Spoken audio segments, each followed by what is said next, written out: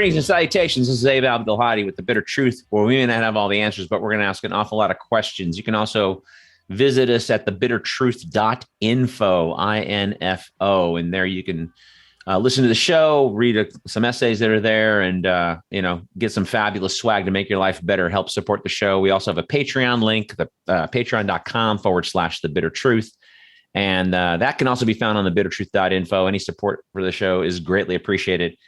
Today, we've got a friend on the show returning, Lisa Theobald. She is an activist for Medicare for All. She's a veteran. I'm not going to get into all of the details, but she's a veteran of the healthcare and banking delivery business. She had done a lot in both fields. And so if you've heard the couple of shows she's done before, you know she's got a lot of smarty pants facts to kind of back up what she's saying. Lisa, how are you? Good. I wish I had my smarty pants on today. Oh, that sounds kind of cute. Are you gonna be like Jeffrey Toobin and forget your pants and do a Zoom? No. Okay. No. I heard "Beat It" was his ringtone. That's why he had a problem. And of course he blamed Russia. I don't know if you knew that either. Did he really? No, I'm kidding. I made that up. Okay. He didn't blame Russia. Everybody blew it. Yeah. I made a meme out of it though that lasted for a couple of weeks because yeah, it was really funny. He said, "Beat it" is, he's pointing really angry and he says, "Beat it" is my ringtone, and then at the bottom it said, "and Russia." So. Because it's good to see you, Ray. Gosh, I'm gonna cry. So what's been going on? I know you've been kind of on the front lines for a minute here, and I know you've been doing more stuff. And I had Dr. Joe on about a month and a half ago, and he was talking about the new project, the American Health Project, and everything. So what's been going on? Well, yes, all of the above. We've been on the front lines, the Red Berets and the activists who started years and years ago supporting Bernie Sanders for Medicare for All. And also we're very friendly to the state-based actions because we believe in a bottom-up and a top-down strategy, right, for pressuring politicians, making sure that healthcare stays in the forefront, not only of politicians, but more specifically the general public, because healthcare is a mess. It really is. Everybody knows it, and they've known it for years. But we saw lots of people last election run on Medicare for All in Congress, get elected, and then what happened? All of the representatives went silent on it. Right. And there's a lot of reasons for that. I think specifically the DNC striking it from the platform was a big one. With Biden administration, Biden being against Medicare for All, related it to socialism, and the taker of the most insurance industry and pharma money of any politician in the United States ever. Really? Yeah. Well, I thought, oh wow, okay. I thought Obama beat that, but so Uncle Joe got the most money. Yes, and Joe, Joseph Biden opened up his campaign here in Pennsylvania with a union-busting attorney. I mean, it just goes. Yeah.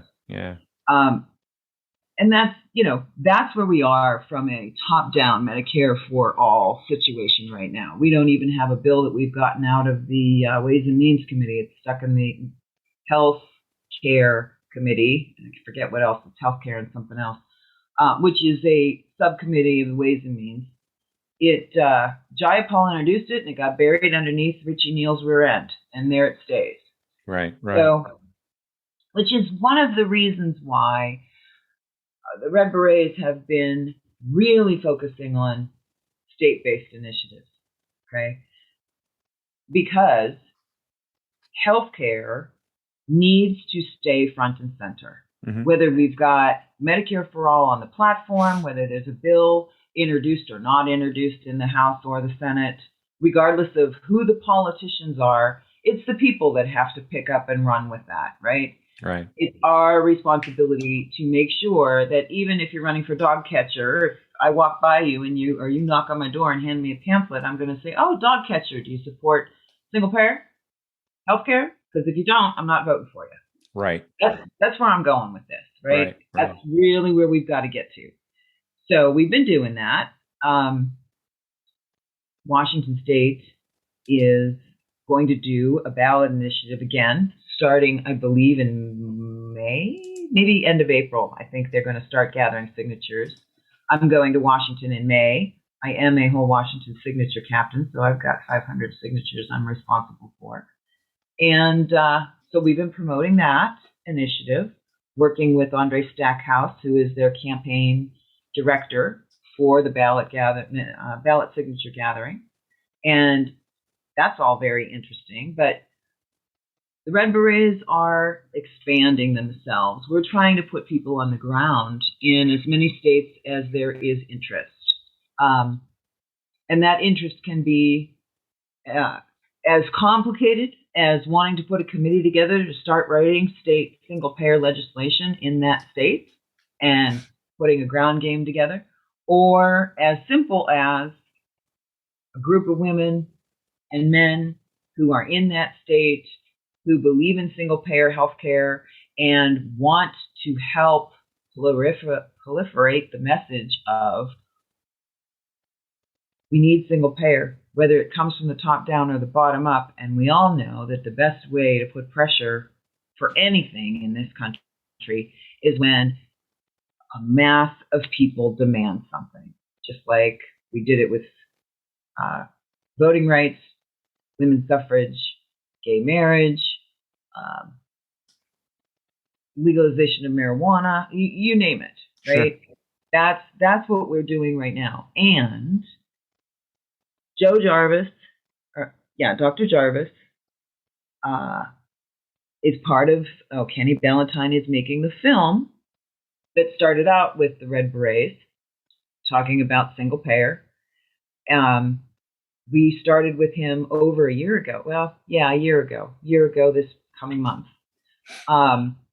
He found us on Twitter, saw Laura doing an interview with, I believe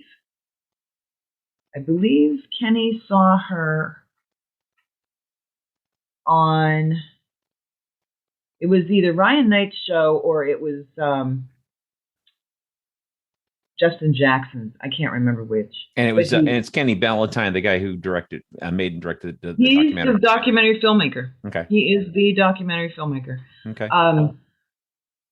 Yeah, so he reached out to Laura and asked her, "Hey, Red Berets, anybody ask you to do a if they could do a documentary?" Laura's like, "No." And he couldn't believe it. He said, "Every good idea I've ever seen, I go reach out and ask to do a documentary film on it, and they're always taken." So we've been working with him for over a year. Okay. And Joe Jarvis, who I've known of for 5-6 years before he wrote The Purple World, we've been working together off and on, and everything sort of came together in July when we met up in D.C. Joe Jarvis was not privy. Well, I think he was privy to, but he was anyhow. Go ahead. Well, let me ask you. Okay, so we were kind of chatting back and forth, and one of the ideas, or one of the things that you mentioned as a strategy, was to try to destabilize the insurance business region by region. Mm-hmm.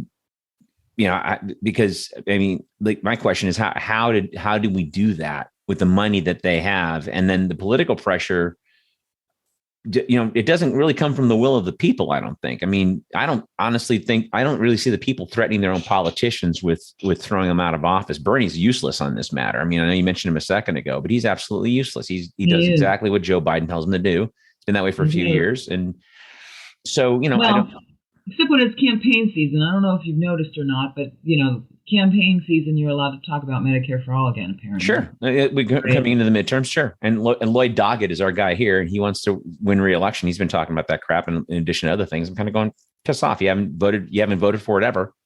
He's a total corporate hack. So why am I going to vote for that guy? And, I'm going to vote and fine. But then, unless you're voting for somebody else, it just doesn't seem like we can create enough pressure to scare these people into doing the will of the people. They do the will of their donors. Yeah, you've touched on quite a few things, and we're just going to write a couple of things down here. But dumping the incumbents is a strategy that a lot of people are starting to talk about. We can touch on that. But destabilizing the insurance industry.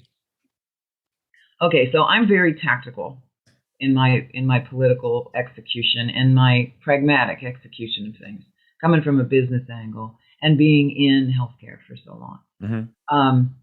I truly understand what they've done to healthcare providers and to doctors and clinicians while they were eating up all of the healthcare real estate and the regional markets. And when I say regional markets, your underwriting for your health insurance is regional. That's what that market is. When you talk about a market, you're talking about the underwriting of the plans. Right. And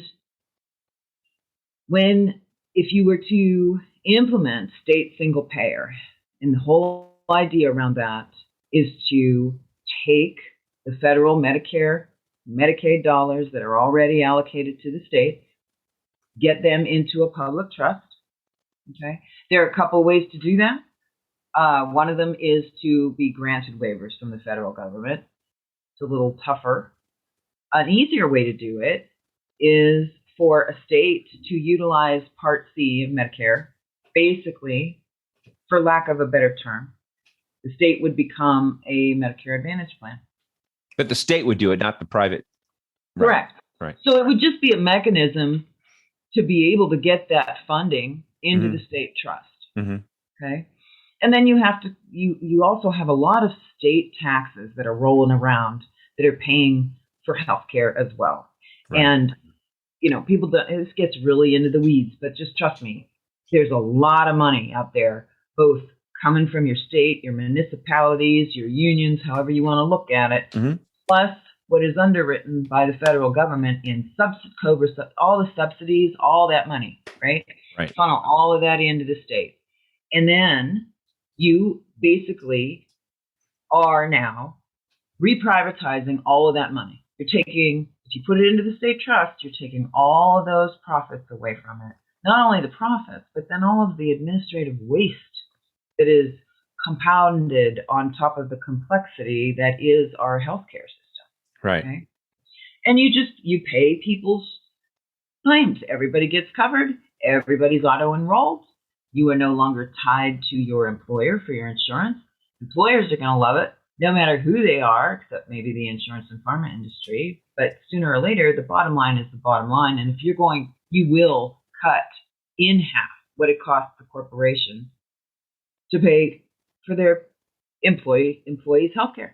Right. Period. The end. Right. So if we were to do that in the state of Pennsylvania, we've got two monsters located here. One is called UPMC. The other one is called Highmark. Highmark is a Blue Cross Blue Shield underwriter. Yeah. Okay. All of a sudden now, nobody needs to buy underwritten healthcare insurance. Nobody needs to be in a network, right?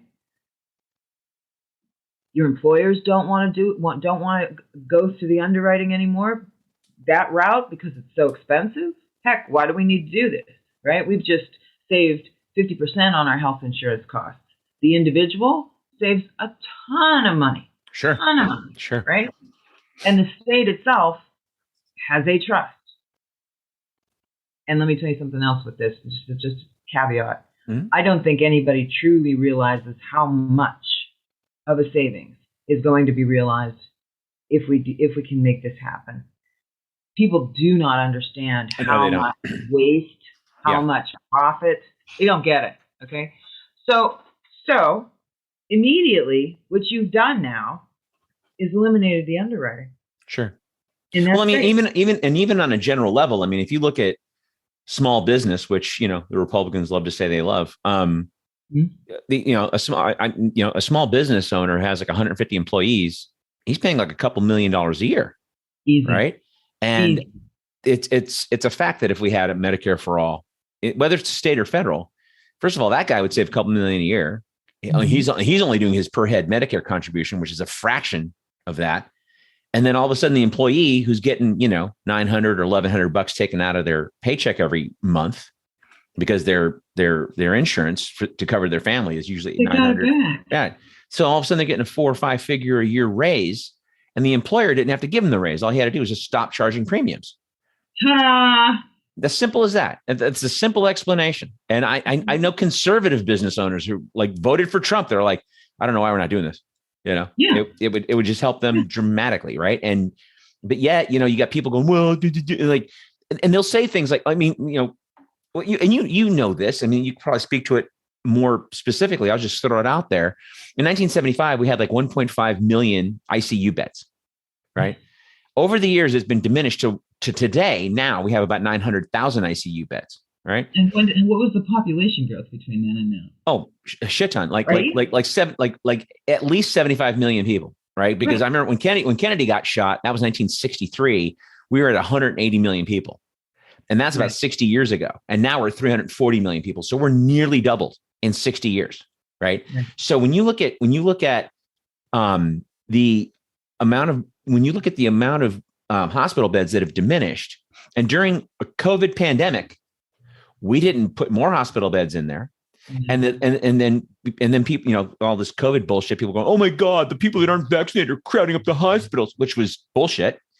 And so the other part that frustrates me is people don't pay attention to this, where 40% of counties in the United States, their hospitals are businesses. They're privately owned. Oh, yeah. That's 40% of the counties. Yeah. 40% of the counties in the United States. So they'll close a hospital and say it's losing money. Right. Yeah. I'm kind of, that's interesting. I don't see fire departments closing. I don't see police stations closing. Are they? Well, that must be because they're funded by the county or the city. Oh, or they're subsidized by the federal government. Yeah. Oh my God. We don't close police stations. I never seen a going out of business police station unless the city quit being incorporated, like Compton. And then the sheriffs had to come in. But still, it's like, I don't see the sheriffs going out of business. I don't see fire departments going out of business. So it's like, why is it that people have this baked in the brain crap about, you know, losing money and, you know, an M4A wouldn't, a Medicare for all thing wouldn't work. Right. It's like, and then, you know, that kind of thing. So, I mean, I just want to kind of throw some. There's two sides of that. There's two sides of this. It depends on what colored practice jersey you've got on, right? Mm-hmm. You've got a blue practice jersey on and you're a dyed-in-the-wool Democrat of old who, you know, bought into this idea that doing anything to help the common good is the boogie word socialism, right? Right. Okay. Those folks, truthfully, they're the Obama legacy is the ACA folk, right? Right. That is the sacred cow. Right. Okay. So even despite the fact that before the COVID pandemic, 30 million people didn't have insurance and 50,000 people a year were dying, and we had 1 million bankruptcies a year. Those are facts. That's not the Abe Gazette. Those are facts. Right. So ACA didn't do jack or shit, but continue. I'm sorry. Yeah. So there are people who didn't have coverage before that now have coverage. Sure. But there are way more people who used to be able to afford to go to the doctor. That's right. And if they did go to the doctor, their insurance would cover things. Right. Now, I always tell people, if you like your insurance, you obviously haven't had a really bad illness in your family. Everybody that raves about Obamacare, I always ask me, have you been sick on it yet? Because I looked into Obamacare. It's like a $6,000 to $8,000 deductible each calendar year.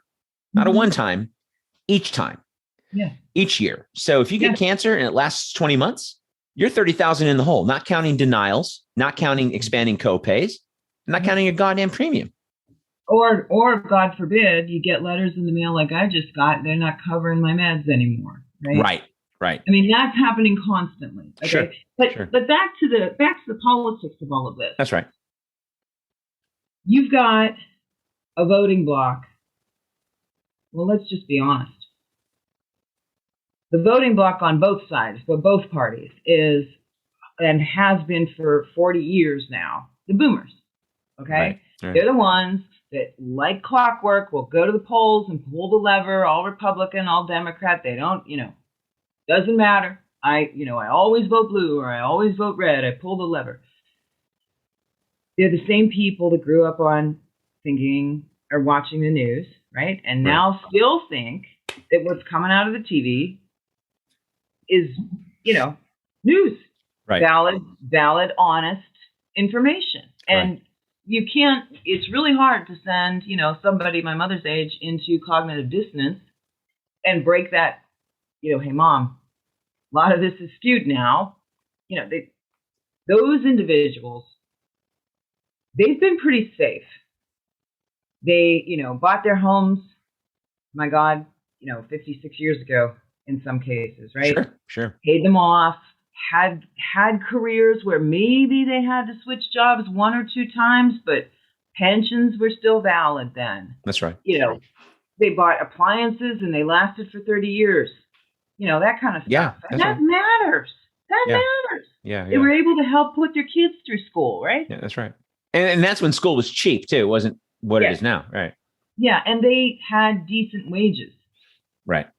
They cannot relate. They may be, and their kids had to move away from home when they got into economic viability because jobs, you had to go where the jobs were. I mean, right.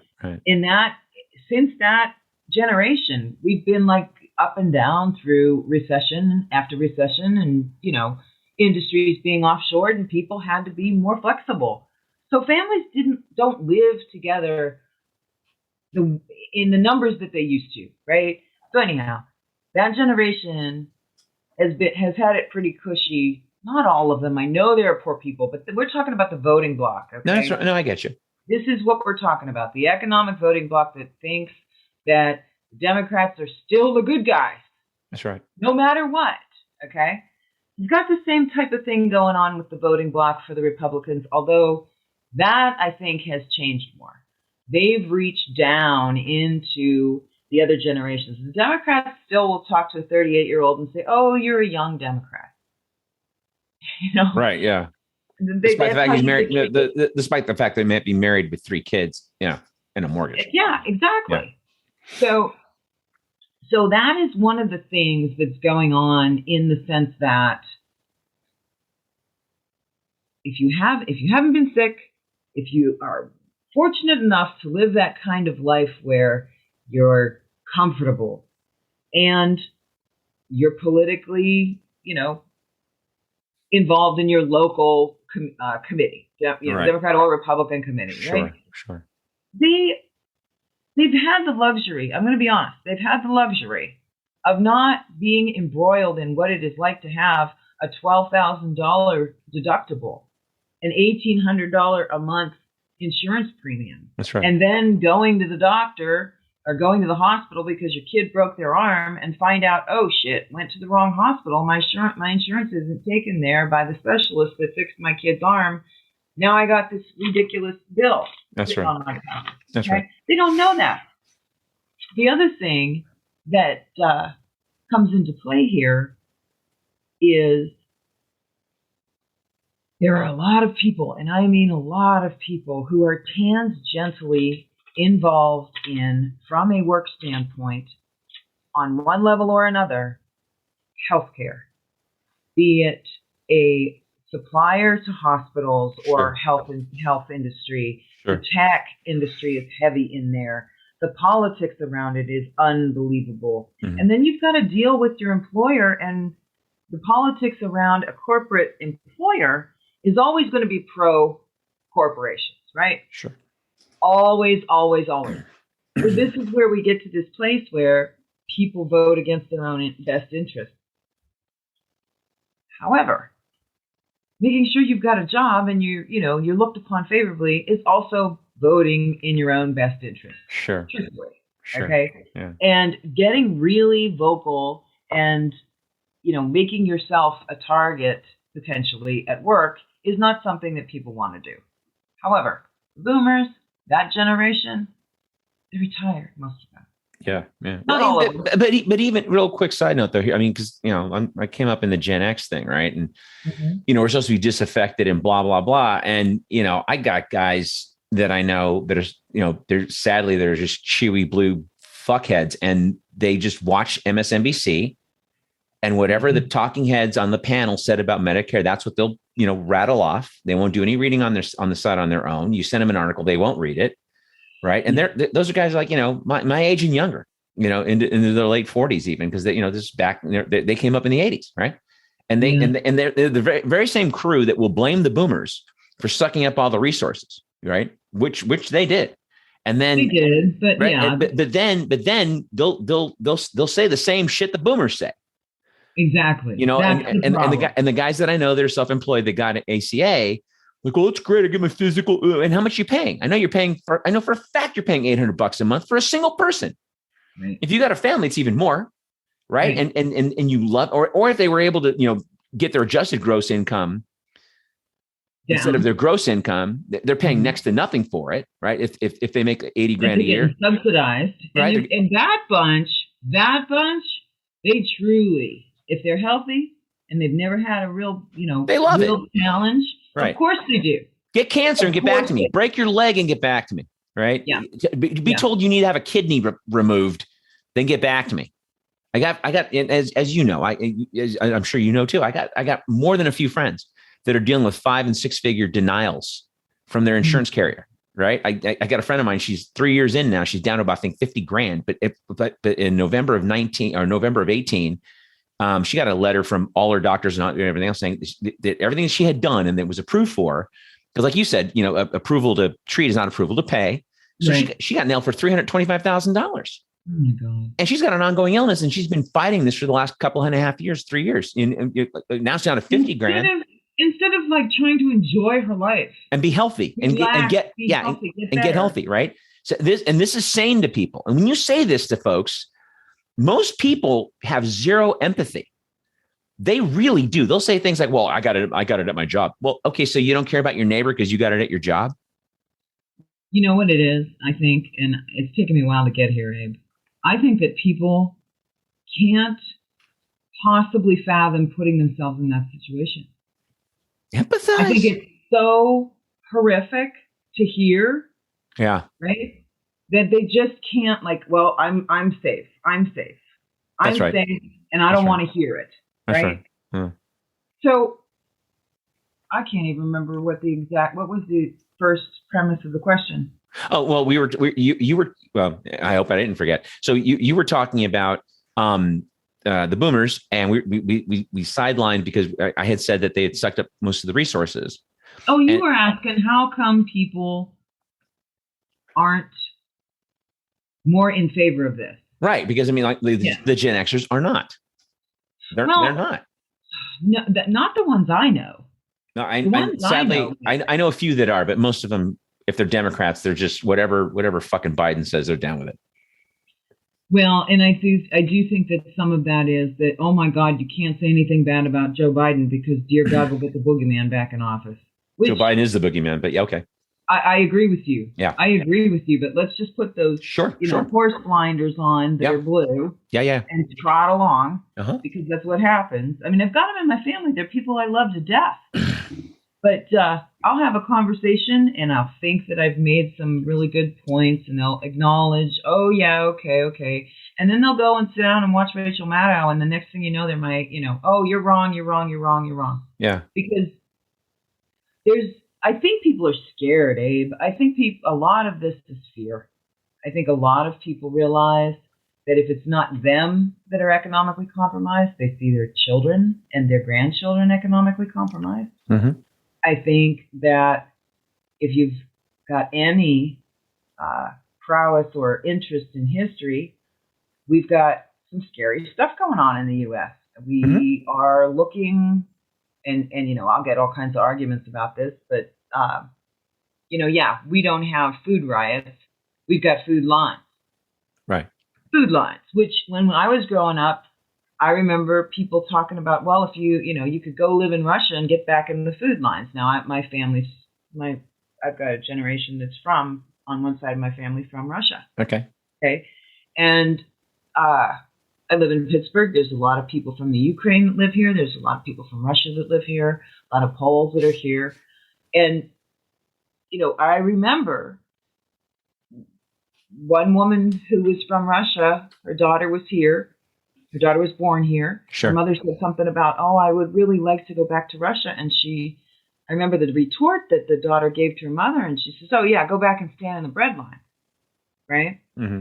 We got them here. We have 25% food insecurity, which is a nice euphemism for starving. Yeah. Yeah. And now we don't have food on the shelves in the grocery stores. Right? And we're capitalists. We're not supposed to have those problems. No. And we've got these supply chain quote unquote issues, but you've got corporations making more profit hand over fist. And I'm honestly trying to figure out, were they subsidized for this inventory shrinkage through, like, I don't know, the CARES Act, or is the state? Well, and kind of circling back to what we've been talking about here, that's the main issue. We subsidized corporations during the COVID crisis, right? It's like $6 trillion we gave to the top 1,000 richest people and corporations in this country, right? And now they're enjoying, quote, record profits. They raised prices after COVID. Right. I'm paying 50 cents more a gallon for gas now, right? And you go to a restaurant now and you're seeing food going up $2, $3, $4 a plate because, well, their food costs went up because the agriculture guys had to destroy meat and vegetables during COVID. Now they're trying to make up for it. Why did they have to do that? I don't. Because the CDC told them to. Okay, but again, because the CDC told them, because the whole thing's a fucking racket. But regardless, so now we're here, $6 trillion in. You know what every other country did instead of giving billionaires money? They made paychecks. The Mercedes-Benz went for a handout and they said, okay, great. We own 25% of you then. Oh, no. Just make the paychecks then. Right. Because then the government saves money. Taxpayers save money because now we're not paying unemployment and we're not paying bailouts. They're just paying the paychecks. Right. Exactly. Japan did the same thing. The Nordic countries did the same thing. Here, no. We put people out on the street. We gave them a total of $2,000 for a 2-year period. Yeah. $2,000. Right. And so getting back to what you're talking about, the subsidies and everything, how can we get people to understand that this, what we're talking about, medical, should be funded the same way we do cops and fire, rescue, and all that stuff? Why is it so hard for them to get? I mean, if I went on television on Fox News and said, let's privatize the police department, and made a quote regular argument for that, I'm sure I can get buy-in on that shit. Why? No, you sure could. I get buy-in in a second. Everybody wants to make that buck. That's right. The corporations, everybody wants to see people make money. Money makes the world go round. Corporations are terrific and wonderful. Yeah. Until you start to realize that part of the reason why we have this crackdown on speech, this censorship, all of that crap, is because of the corporations. That's right. That's right. I mean, the DNC and the RNC are corporations. That's Let's just get real here. Okay.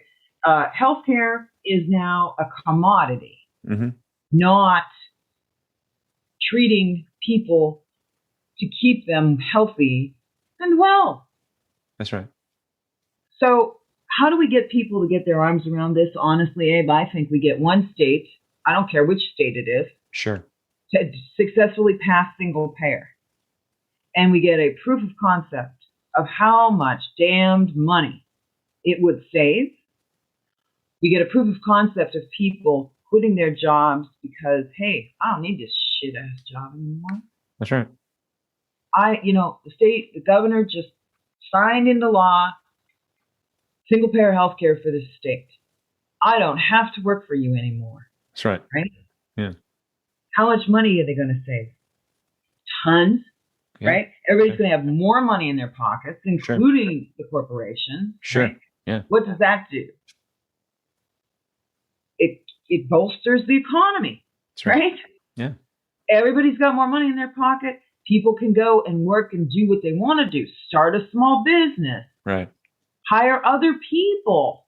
Right. Creative, right? Yeah. And yes, there will be some other issues that have to happen.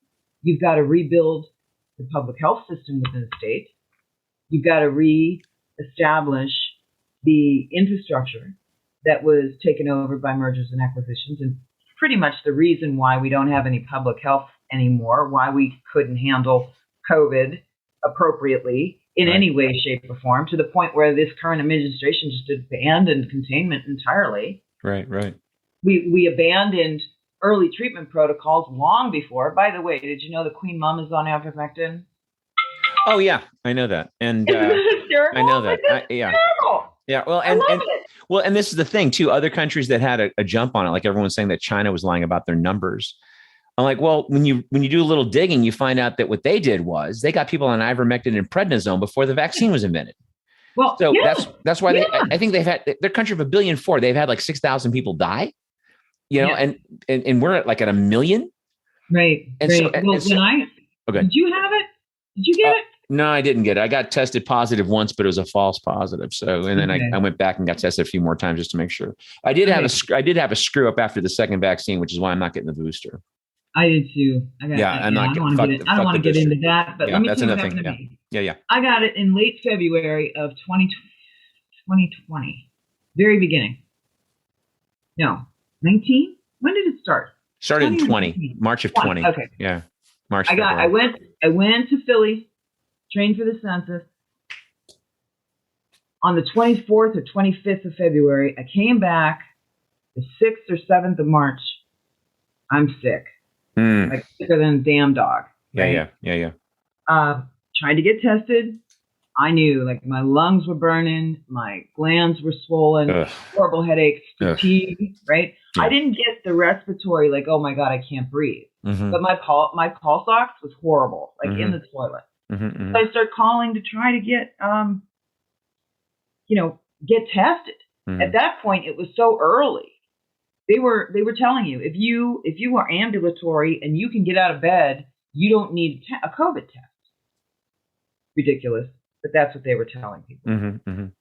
Took me 3 weeks to go and actually get them to write me a prescription for a COVID test. And when they did, it was not even in my own county. I had to go to a different county. Jesus. But after a week, I called the doctor. A week later, I'm still like really having a hard time. And I called the doctor back and I said, surely there is something that you can prescribe me for this. You're just going to let me sit here? I said, why wouldn't you give me an inhaler? Why wouldn't you prescribe me, So what they did, they prescribed me prednisone and an inhaler. I think they gave me a Z-Pack. I did CBD oil, massive doses of it, which took the swelling down in my lymph nodes.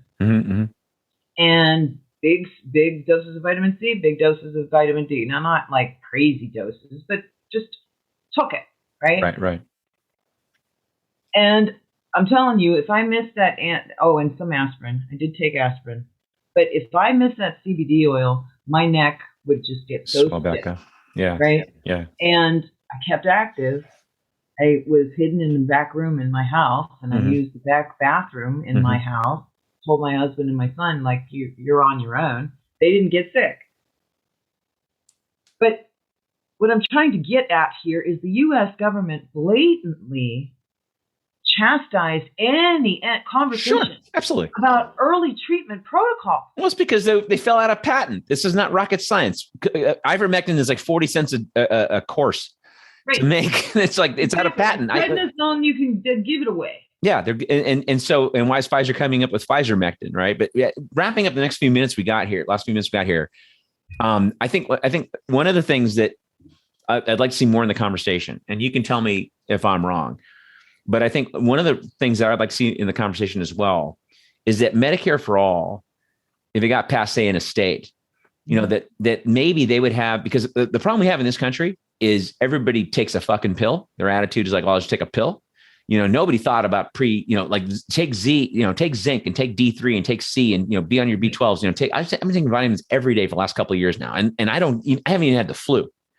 Right. So it's like, why aren't we doing that? The monoclonals and everything else. And how could we get Americans to get more preventive and take care of themselves? I mean, I in my day job, and I'll see people in wellness programs and stuff like that. And, some of the companies have great success with their wellness programs and some of them don't. Everyone wants to just stay obese, and like, oh, I want to eat fried chicken when I want to eat fried chicken. I don't, blah, blah, blah, whatever. And they eat like shit and they don't work out. They don't take care of themselves.